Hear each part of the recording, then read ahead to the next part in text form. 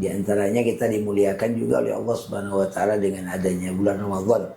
Hal-hal yang istimewa, ya. Dan kemuliaan bulan ini tentunya selalu dikaitkan dengan amalan-amalan khusus untuk menghubungkan kita dengan Allah Subhanahu wa taala. Lantas amal apa sih Ustadz ya yang bisa kita lakukan? Yang pertama adalah amalan yang bersifat ruhi. Yang kedua adalah amalan-amalan sosial.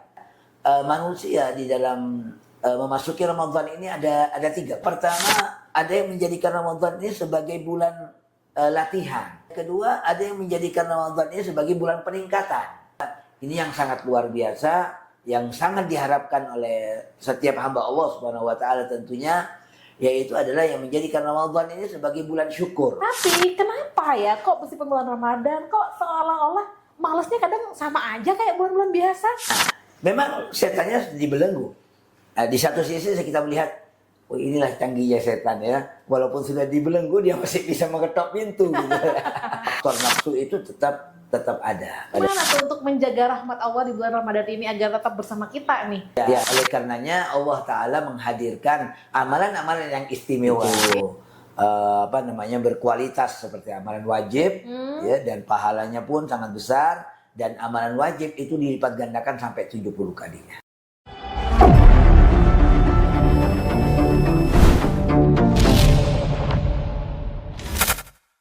Assalamualaikum warahmatullahi wabarakatuh. Selamat pagi menjelang siang, Tretan. Kembali lagi dengan Roro di sini, dan hari ini kita kedatangan tamu spesial nih pada pagi hari ini. Halo, Assalamualaikum Ustaz. Waalaikumsalam warahmatullahi wabarakatuh. Iya, bagaimana kabarnya nih Ustaz? Alhamdulillah sehat.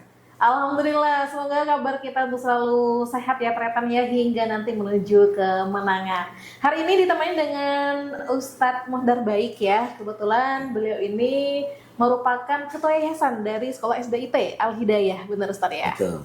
Iya, baik Tretan, hari ini berhubung kita berada di bulan Ramadan kayak gitu ya. Kayaknya nggak etis nih ya kalau bulan Ramadan sebagai bulan yang mulia di antara bulan-bulan yang lain, tapi kita tidak bisa mengoptimalkan bulan Ramadan ini dengan semaksimal mungkin. Nah, langsung kita tanyakan kepada pakarnya nih ya terkait bulan Ramadan dan apa saja sih amalan yang bisa kita laksanakan selama bulan Ramadan. Mengingat bulan Ramadan itu adalah bulan yang cukup mulia. Iya. Jadi alhamdulillah kita dimuliakan ya sama Allah Subhanahu wa taala dengan banyak hal. Di antaranya kita dimuliakan juga oleh Allah Subhanahu wa taala dengan adanya bulan Ramadan. Yang mana Ramadan ini bulan satu-satunya yang disebut dalam Al-Qur'an. Di samping 11 bulan yang lain tidak ada yang disebutkan betul secara khusus. Dalam Al-Quran nggak ada, hanya Ramadan. Syahrul Ramadan alladzi unzila fihi Al-Quran. Bulan-bulan yang lain nggak ada yang disebut secara khusus oleh Allah. Ya secara spesifik itu nggak ada. Hanya Ramadan. Seakan-akan memang kita dituntut untuk menjadikan semua bulan itu adalah Ramadan. Seakan-akan seperti itu. Tidak ada bulan kecuali Ramadan. Tidak ada hari kecuali Ramadan. Seperti itu. Insyaallah. Dan bulan yang dipilih oleh Allah Subhanahu wa taala sebagai sayyidus syuhur, ya, sebagai penghulu dari semua bulan ini, memang Allah mendatangkan di dalamnya hal-hal yang istimewa, ya. Dan kemuliaan bulan ini tentunya selalu dikaitkan dengan amalan-amalan khusus untuk menghubungkan kita dengan Allah Subhanahu wa taala. Begitu insyaallah. Iya.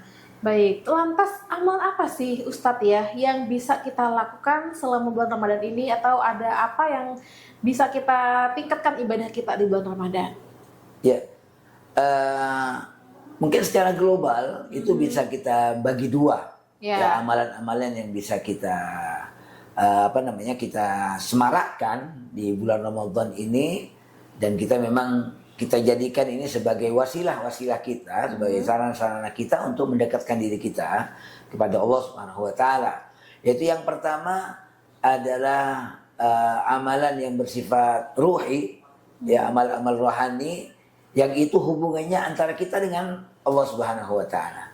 Dan yang kedua adalah amalan-amalan sosial, ya, amalan-amalan kemasyarakatan yang hubungannya antara kita dengan dengan masyarakat kita. Insya Allah seperti itu. Jadi itu secara global. Maka dengan demikian itu memang menjadi sebuah jaminan, ya, menjadi sebuah jaminan bagi kita sekalian.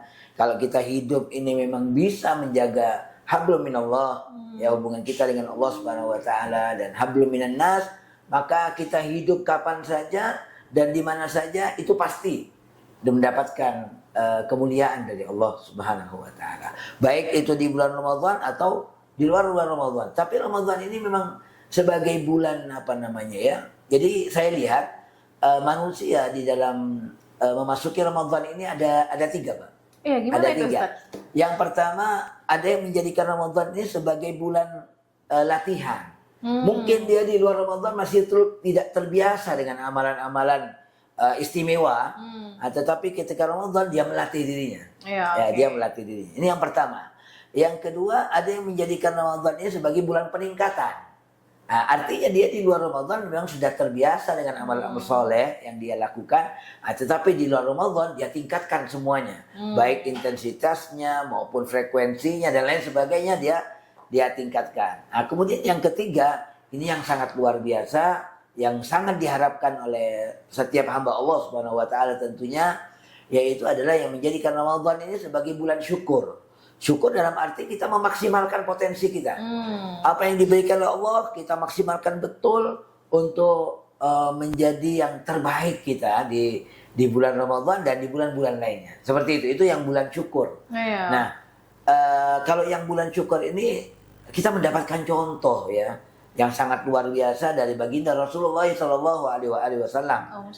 Di mana Rasulullah SAW suatu saat didapati oleh istrinya Sayyidah Aisyah, Rasulullah itu beribadah kepada Allah sampai bengkak kedua kaki beliau. Aisyah mengatakan kepada Rasulullah SAW, "Ya Rasulullah, atatakallafu hadha? Ya Rasulullah, kenapa seakan-akan kau memaksakan dirimu? Waqad ghafarallahu laka." Padahal kata Sayyidah Aisyah, engkau ini adalah orang yang sudah mendapatkan ampunan Allah. Allah sudah sediakan ampunannya, sudah jelas surganya artinya Rasulullah SAW. Sudah ada jaminannya ya Ustaz ya? Betul, sudah ada jaminannya dari Allah Ta'ala.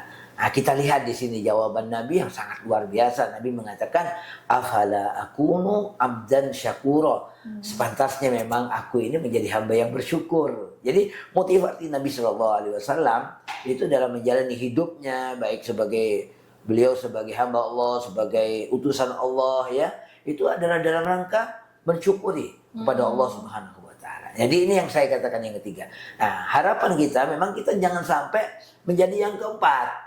Yang keempat ini yang sia-sia. Yang gimana itu Ustaz yang keempat? Ya, yang keempat ini nggak latihan, ya nggak melatih dirinya, juga nggak meningkatkan dirinya, juga apalagi kemudian kan jadi yang keempat fatahlik, kamu akan binasa. Ya, oke.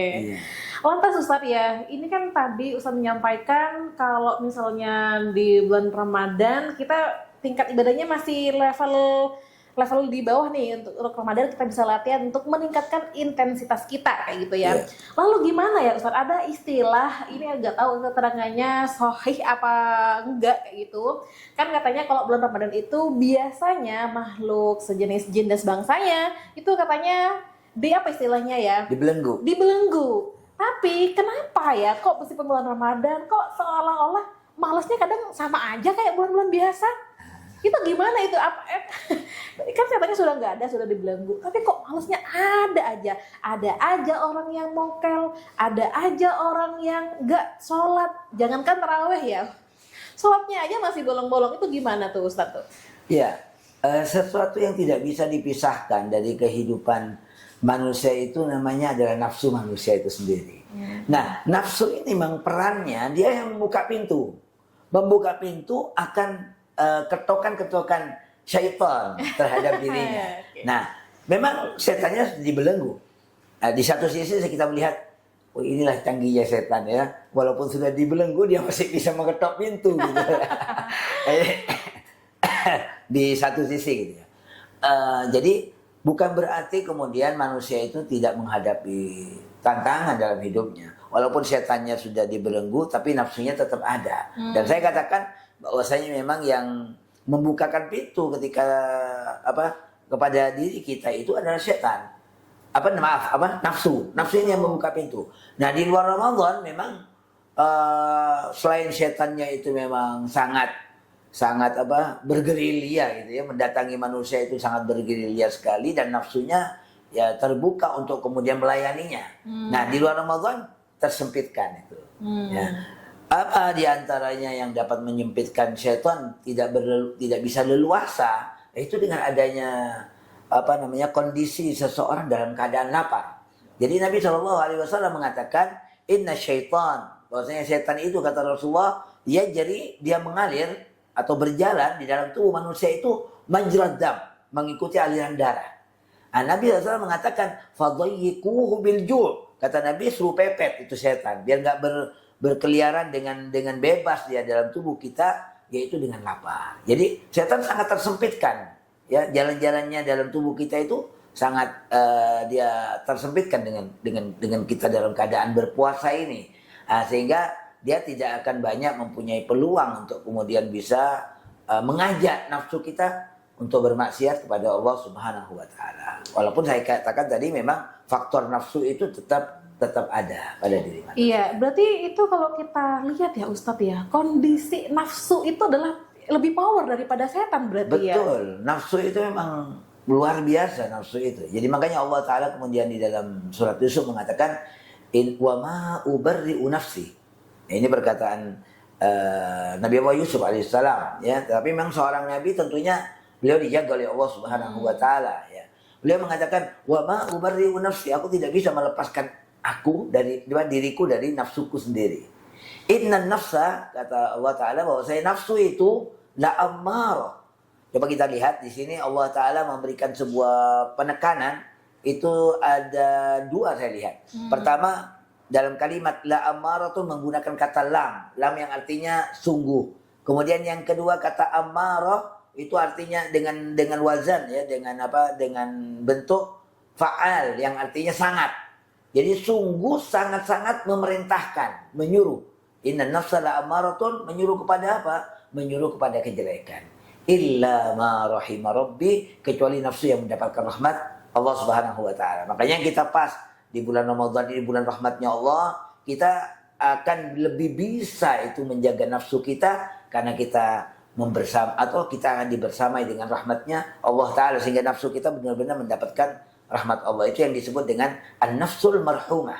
Jadi nafsu yang mendapatkan rahmat dari Allah Subhanahu wa taala. Cuma masalahnya kitanya yang nggak pandai, Mbak, ya. Nggak pandai menjaga diri kita agar rahmat Allah itu tetap bersama dengan kita. Ya. Nah, menarik ini Ustaz. Lalu gimana tuh untuk menjaga rahmat Allah di bulan Ramadan ini agar tetap bersama kita nih? Ya, oleh karenanya Allah Ta'ala menghadirkan amalan-amalan yang istimewa. Iya, apa aja itu Ustaz? Itu bisa kita mumpung Ramadan masih baru ya Ustaz ya. Betul, baru beberapa. Iya, biar kita juga tingkatan ibadahnya juga luar biasa di bulan Ramadan ini. Karena kan katanya dilipat gandakan ini Ustaz ya. Betul, ya, amalan-amalan sunnah itu berkualitas seperti amalan wajib, ya, dan pahalanya pun sangat besar, dan amalan wajib itu dilipat gandakan sampai 70 kalinya. Nah, itu sangat luar biasa. Makanya saya teringat juga sabda Nabi Shallallahu Alaihi Wasallam, faman hurima khairaha faqad hurim. Kalau ada orang nggak tertarik ya dengan Ramadan, dengan semua bonus-bonus yang Allah berikan di dalamnya, dia nggak tertarik, itu adalah tergolong orang yang mahrum. Mahrum itu artinya orang yang tercegah dirinya untuk mendapatkan rahmat Allah. Na'udzubillah min dzalik. Jadi dikatakan faman hurima khairaha faqad hurim. Siapa yang tercegah dari mendapatkan kebaikan Ramadan ini, maka dia adalah orang yang tercegah. Na'udzubillah min dzalik. Mudah-mudahan kita tidak termasuk orang yang tercegah. Saya teringat juga pada sebuah syair, ya, yang mengatakan qad tunkirul ainu daw asy-syamsi min ramadin kama tunkirul famu fa'mal ma'i min saqami. Yang artinya kadang-kadang mata seseorang itu mengingkari sinarnya matahari. Bukan karena mataharinya nggak bersinar, bukan, tapi karena matanya yang sakit. Gitu ya. Nah, jadi begitu, bisa jadi karena ada penyakit dalam dirinya itu yang kemudian dia tidak bisa melihat indahnya Ramadan. Kama tunkirul alfam, sebagaimana juga mulut seseorang itu mengingkari akan tawarnya air. Bukan karena airnya nggak tawar, tetapi karena memang mulutnya lagi tak nyaman eber, kata orang Madura ya. Nah, jadi kita harus pandai-pandai kemudian melihat peluang-peluang yang Allah Subhanahu wa taala berikan kepada kita, dan agar gak kehilangan kesempatan. Terima kasih Ustaz sudah membagikan ilmunya kepada kami. Kami sangat senang bisa bersua dengan Ustaz di sini. Ya, alhamdulillah kita bersyukur kepada Allah Subhanahu wa taala yang mudah-mudahan apa yang disampaikan itu bisa sampai kepada saudara-saudara kita, pada hati-hati saudara kita insyaallah, dan semuanya kita mendapatkan manfaat dan keberkahan insyaallah.